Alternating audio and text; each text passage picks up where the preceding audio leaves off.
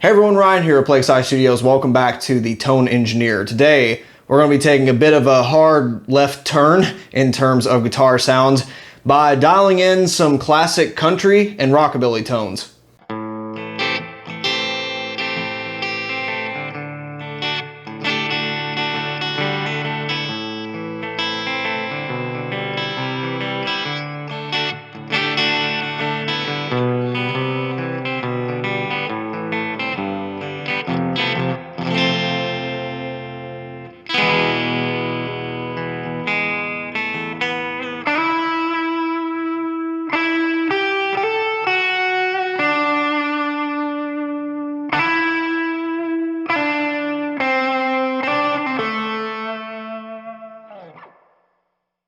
In case you missed the last episode, or if this is your first time joining me here on the channel, the idea behind the Tone Engineer is kind of twofold. We're really going to break this up into two halves. The first half being like last episode, where we focused on one particular band, a kind of flavor of guitar tone across either one album or an era of that band's playing. And the other half will be something like this, where we'll be taking a look at individual genres or subgenres that kind of have its own sound, where you have a little bit more leeway, and for that reason you can swap out gear a little bit more than I'll show in the other band-centric episodes. Because of that, I'm actually not going to demonstrate any VST plugins or amp modeler tones, since you can just follow the same signal chain I'm using here and apply it to your favorite digital whatever you're using, because you do have quite a bit of leniency when it comes to all the individual parts of here. There's no real one country tone, but they all kind of follow the same formula, and I think you'll see that more and more as we do more of these videos. So I know some of you are thinking, country, rockabilly, southern rock, really? What the hell are you smoking with a channel called Plague Scythe Studios? I'm definitely not an expert when it comes to country sounds, and especially not country playing. The stuff I can play bores me to death, and the stuff that I like to listen to is so outside of my style. But I'm always been fascinated by what other people use in different genres, because that's half of what makes guitar playing fun for me, is just chasing different sounds. And what I think you'll find for those of you that are in more the metal side of playing is there's a lot that you can apply to the cleans and edge of breakup tones that you might want to do in more progressive genres. And I'd say a healthy majority of even the metal players out there need some sort of clean tone. And I think it's fair to say that the platform we're using here is a great one, with a few slight modifications to use on anything heavy metal. So whether you're a country player or metal, hopefully you'll find some cool stuff in this video. To kick things off, we'll start with the guitars. For all these demos, you're going to be hearing a combination between two different guitar sounds, though very similar. They're all going to be based on the classic Fender bridge pickup sound, both of which are 25.5-inch scale Fender guitars. Did I say Fender? We're using Fenders today.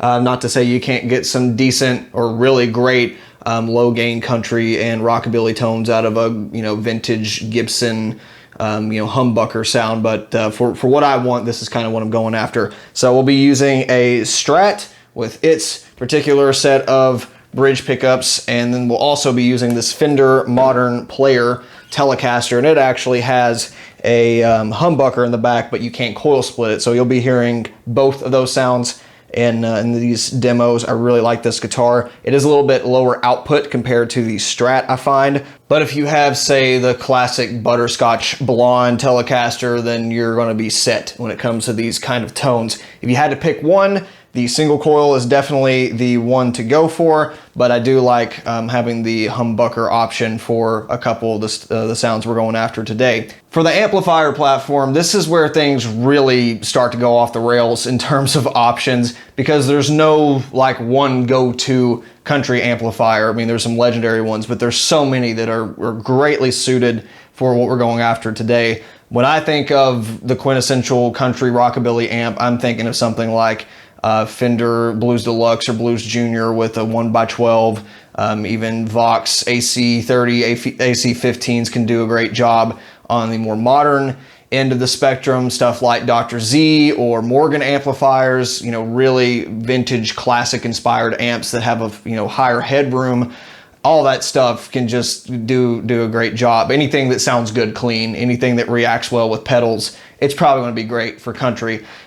So for what I'm using today, this is really just a glorified excuse to use the Boogie again, because as we showed last video, obviously the Mark series can just slay the high gain tones without needing any sort of boost.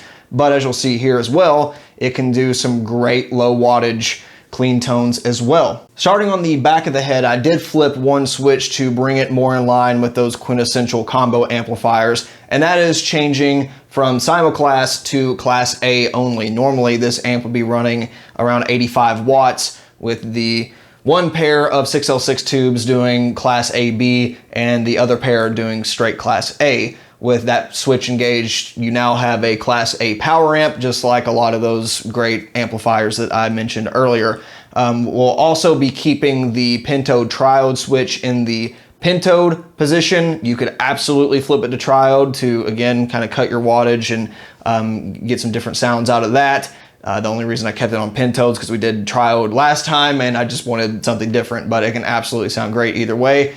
And this one's a bit more obvious. Instead of using the full power like last time, we'll use the tweed power position, and we're gonna try to make this quick because that fan is so annoying when you're not playing through it. Of course, as you might imagine, we'll be on the low gain Rhythm 1 channel. This is basically as clean as it gets. And you've got quite a few options in terms of your tone stack, but I'm gonna be kind of sticking in the Fender range that I would normally use on clean amplifiers. So that's, you know, around noon or 5, or, you know, dial back the bass to the 2 or 3 region, cut the mids a little bit, boost the treble, keep the gain around 5 or noon, and presence is generally in the 4 to 5 region as well. You'll see in a couple of these demos though that I'll actually have the tone control set quite a bit higher than normally in the 7 to 8 region, and even cranking the gain a little bit, as well as the master volume. And some cool things start to happen with this preamp in particular. You do lose some headroom, but it saturates in a cool way. In classic Boogie fashion, it does get a bit woofier, and overall it just sounds really cool. Of course, this is going to change from amp to amp, so experiment with whatever you're using, and it's, you know, very likely to sound really nice once you start getting it in some of this higher breakup territory. Likewise, we're going to keep the output level, or in this case the power amp volume, still rather low, even though it is in its lower wattage settings. This amp and cab combo are so freaking loud, no matter what you do to it. So we're actually not going to be opening up the power amp that much. A lot of those classic amplifiers that I named do, I think, really come to life once you open up the power amp and start getting some power tube distortion. Not going to really happen here. As you'll hear, it still sounds really great, but if you can manage it, if you have a lower wattage option or a lower wattage combo amp, then, you know, it could sound really great to kind of crank the power amp a bit more, especially something that's non-master volume. So keep that in mind, but really it's not needed. Just overall, the power amp's not going to make as big of an impact on the sound as it might normally. When it comes to speakers for clean guitar tones, my preferences are kind of all over the place in general. Of course, I do really enjoy the lower wattage blue and greenback speaker sounds. For metal, a good old V30, even a T75 can sound really nice, especially in a 2x12 or 4x12 format. But when we start getting into like 1x12s, I kind of veered more towards the higher wattage, high headroom speakers. For example, the Electro Voice speakers that were shipped with a lot of the early Boogie Mark II, Mark III era amps make some really great clean sounds. I'm actually using a Mesa Black Shadow C90. This is a 90 watt, high headroom, high output speaker, and it is a great pairing for this amp, even on distorted tones, which most of the time I hate a 1x12 for anything high gain, but it works really well with this. Very impressed by that.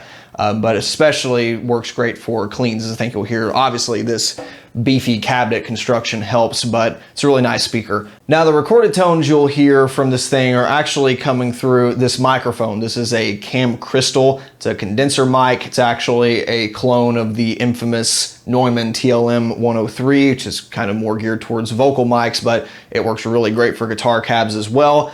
And I find with clean guitars in general, doesn't matter what genre, you really can get by with a lot more in terms of microphones, or at the very least it's more forgiving when it comes to distorted sounds. My ear is so much more sensitive to that kind of thing, but I really like the sound of a condenser or a ribbon microphone for cleans, especially classic country stuff. But if all you have is an SM57, it'll work for this. Obviously, it's not the best for a variety of reasons, but yeah, it'll get the job done. So, you know, even the microphones I've used in the metal videos will do the job. In terms of placement, we'll have the microphone grill about 1 inch to 1.5 inches away from the cabinet cloth. And then we'll be not quite right on the dust cap edge, but kind of on the inner third of the speaker. And that will result in a very articulate kind of full frequency sound. This thing does really well with high frequencies, I find, as well as the speaker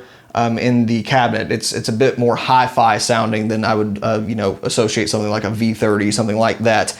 When it comes to your speaker microphone choice, again, you got a lot of options. Just because I'm using a 1x12 doesn't mean you have to. I like a good 10-inch speaker sound for the stuff we're going after here, but in terms of versatility, in terms of especially distorted sound, it's got to be a 12-inch speaker. That's just the way I am. For those of you following along using something like a Line 6 Helix or an Axe-Fx or some sort of VST plugin, I will have impulse responses made to this cabinet and that microphone combination in a few different positions if you would like to have those. So be sure to check the description when this video goes up. Now, brings us to what I think is the really fun part of, well, most of these type of videos, is the pedal selection. And this is another one of those things where you can go all over the place, but there are a couple staples in terms of what I think every country rig has to have. For some of these things, you can swap out with entirely different effects or add your own. You know, if I was a gigging country musician, for example, I'd probably have a wah pedal, might even have something like a tremolo, which I don't have here. But for this is kind of what I would use in terms of what I have lying around, to tell you the truth. So we are using some effects in the effects loop. Some amplifiers, a lot of the amplifiers I mentioned earlier, will react great with stuff like delays or reverbs put straight through the front of the amp. A lot of them won't. So your mileage may vary on that. Experiment with it is all I can tell you. Of course, you won't have the option to on some older amplifiers, but at the same time, a lot of modern effects do have like a level mix where you don't have to worry about it so much. So keep that in mind. You may not get the same sounds I'm getting because some of this stuff is in the effects loop. Starting in the pre-section of the amplifier, all this stuff is going directly into the amp input. We have the TC Electronic Polytune 3. This is a tuner pedal that I think I've praised enough. It works awesome. I use it with about every tuning from 8-string on up. And obviously being the Polytune, it can actually detect all of your strings at the same time. So if you just want a quick check, you can see what is in and what's out of tune. And it provides a nice buffer in case you need it at the beginning of your signal chain, which is pretty cool. Second up is maybe actually going to be kind of a controversial choice for some people. This is the Boss Phase Shifter PH3. Now, I do have an analog phaser. I like this one better for this sound, actually. So, you know, if you've got something like a classic MXR Phase 90 or another competing pedal that you like better, you can absolutely swap it out with this. But the way I have this dialed in, I like the rise and fall modes. And then you can kind of roll back the resonance and adjust the depth and level to a point that you can fine tune a sound that you may not be able to do with an analog solution. So I think a phase pedal in general is something that is definitely nice to have for these kind of rockabilly country sounds though. So use whatever you like. Up next is normally where I would stick something like a compressor pedal, though you could certainly play around with your time-based effects like the phaser or whatever else you might use. Some people like it before, some people like it after, but instead of a compression pedal, I'm actually using the Bogner Harlow, which is a clean boost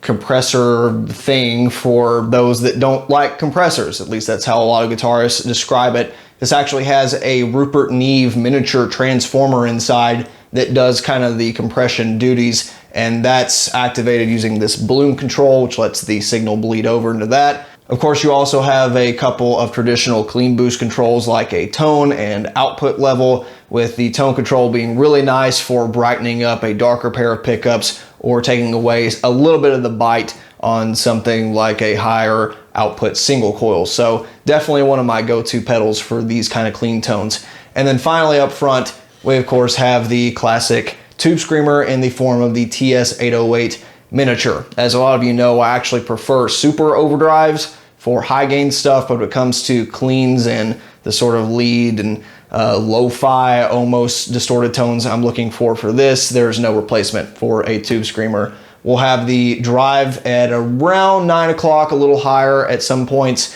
and adjusting the level to taste to compensate for the overall boost we're getting. And then, you know, since we already have a tone control there, we're really just using this as kind of a makeup for any more bite we may want in the guitar sound. I'm only using a couple pedals in the effects loop, the first of which is the Boss DD7 digital delay, which is one of my favorite delay pedals ever, though we're relegating this to slapback duty. So I've got this set to analog with about I would say 40% on the output, and we'll be playing with the time and feedback depending on the overall sound we're going for. And finally, we have the Boss RV5 digital reverb, and this will be doing our spring reverb duties. Now I'm actually using a pedal for reverb in this instance for a couple reasons. Number one, not every amplifier, even in that sort of small combo range, will have onboard reverb. A lot do, but a lot don't.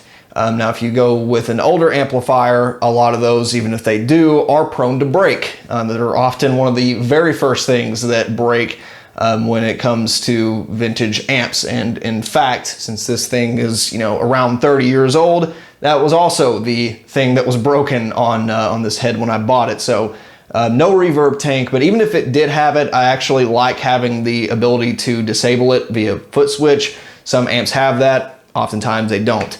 So this one was just a dial on the back, but there may be a point during recording or during a set list if you're playing live that you don't want reverb. So it's a lot easier to just, you know, stomp it off than go over here and trying to find a knob in the middle of a dark stage. So with our stomp boxes introduced, I guess I'll go over and talk about the ones that I think are really critical and they're kind of my always on pedals. The first of which is the Bogner Harlow. And like I said, this is a pedal that I damn near always play with if I'm doing a clean tone. I'm so spoiled to the sound it gives. It's not like a squash compression tone. It's like just giving your clean sound more energy. So I'll give you a sample of what that sounds like with and without it. I will compensate the levels between the two clips. That way, you know, this thing does give a significant volume boost, but you'll be able to hear kind of the difference in dynamics and overall what I think is a more produced, you know, kind of driving your power amp kind of sound that you get out of this thing.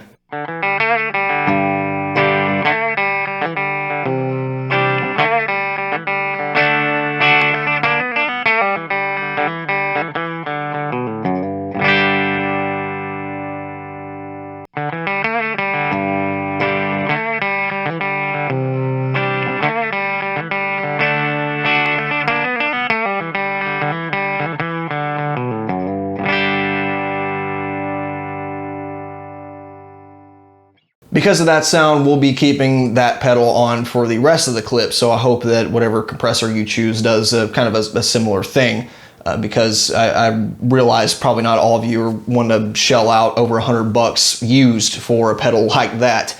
The reverb is also one that it's kind of a quintessential country sound with the spring mode. With this, I kind of teeter back and forth with the effects level, but that's a good thing that, you know, this does have a level control, so even if you do put it in front of an amplifier, you might be able to get away with it. This thing does the lovely spring drip that I like, and what is also nice about this pedal is you can dial back the tone, so you can tame some of those higher frequencies that may get harsh, especially on a speaker like this. And it does, you know, produce that more lo-fi sound that I'm quite fond of. You can also affect the time that it lingers and your decay time, which is something you can't do normally on regular spring reverb, so you can kind of tweak this to your liking. .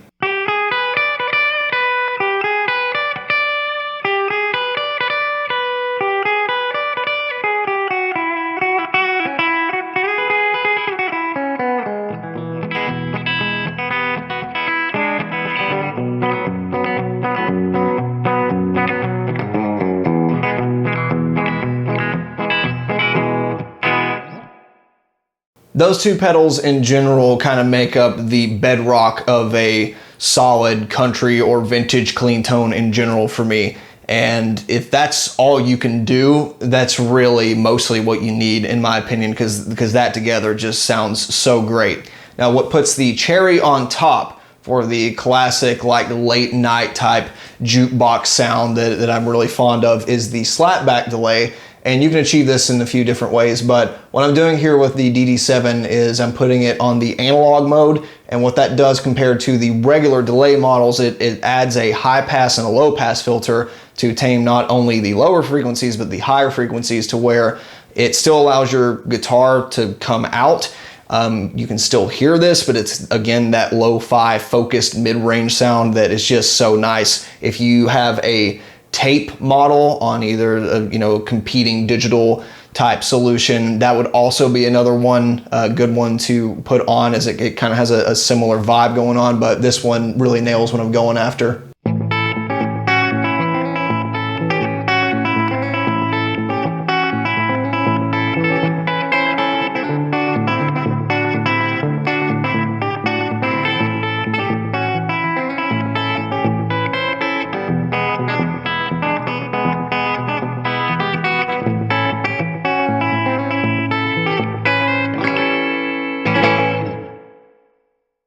Since it is slapback delay we're going for here, you can imagine the delay time is going to be on the lower end of the spectrum to achieve that immediate, delay response. So we'll be tweaking that between clips, and this pedal does have an option to stop the tempo if you would like. For me, I generally just pick a setting for whatever I'm playing at the time and go with it, because it's not very tempo sensitive compared to other longer delays you might find in more contemporary genres. Feedback is something that will, kind of be in the noon or lower scenario, though you can turn it up if you want more of that ghostly echo sound.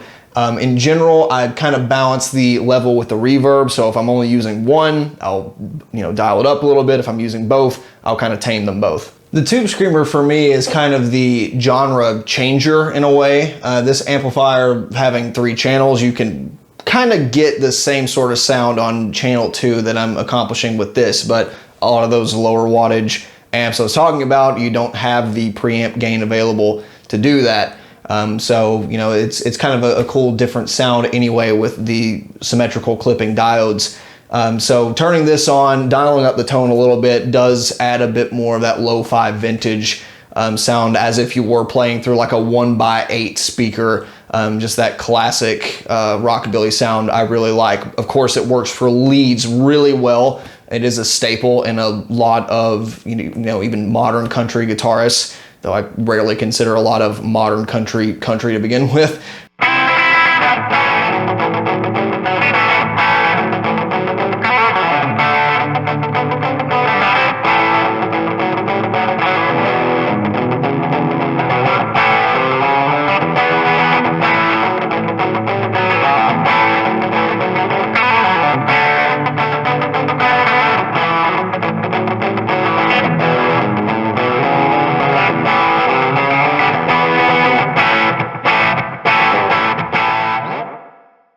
And lastly, the phase pedal is definitely the kind of the party trick pedal. It's not something that I would have on all the time, but there's a couple songs that you could use a little bit more, especially for leads or a particular verse passage that you kind of want a more vocal quality. And that's kind of how I use phasers anyway. With this particular PH3, it does actually work pretty well in the effects loop. I've had good success with that. But for the country sound, this is definitely along the lines of that almost flanger modulation effect. So this is one that it does sound cool, clean every now and then. It also sounds really nice, dirty, but it's not something I would use all the time. So if I had to sacrifice one for like the quintessential country rockabilly rig, it'd probably be that one, though it is, again, it does sound cool in certain contexts, but don't overuse it would be my advice.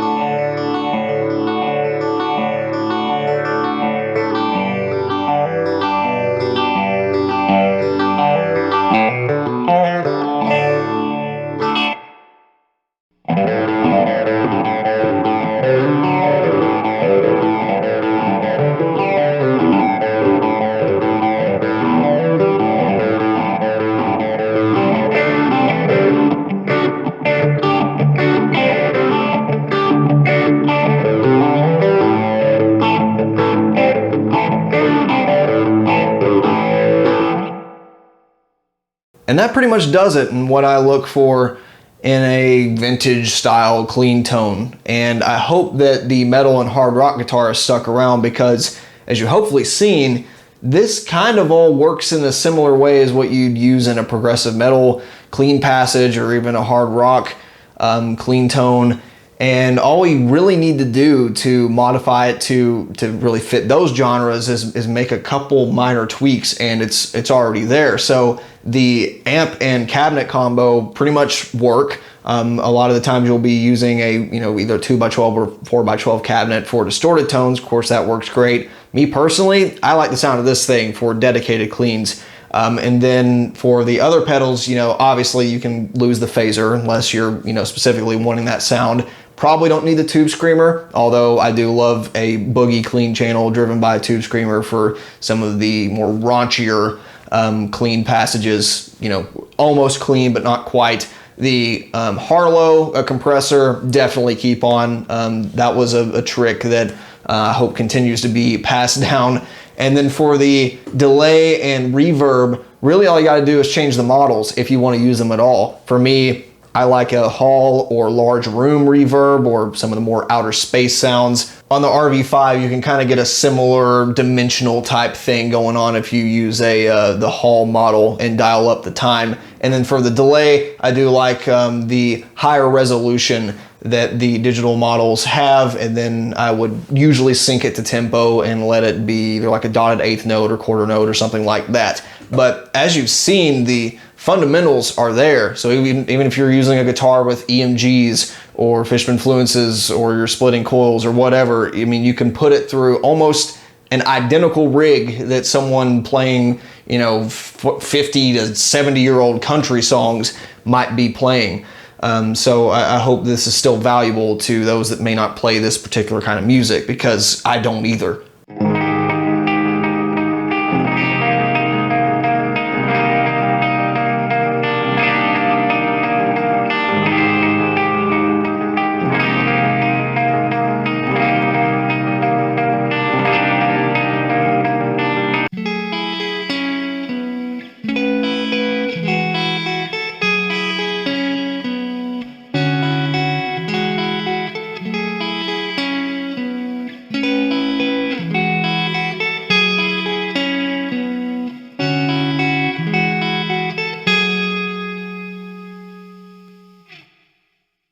So that will wrap up this installment of the Tone Engineer. I hope that you enjoyed another excuse for me to nerd out over some different gear than I normally get to. You can expect kind of this format going forward in terms of the genre specific stuff where we still go in depth in terms of what I'm using, but not to the point where it's like you have to have this set this particular way to sound like this. It's more of like, here's the tools, do what you want with them, and you'll all arrive at a kind of similar destination, but they all sort of follow the same kind of formula. So I'm really excited to get to not only the next band I have planned, but the next subgenres. I think it is just as saturated in terms of what people do, but you can still get some very cool, differing tones. So any questions and comments, as always, please leave them down below, and we will see you on the next episode. Thanks for watching. Bye.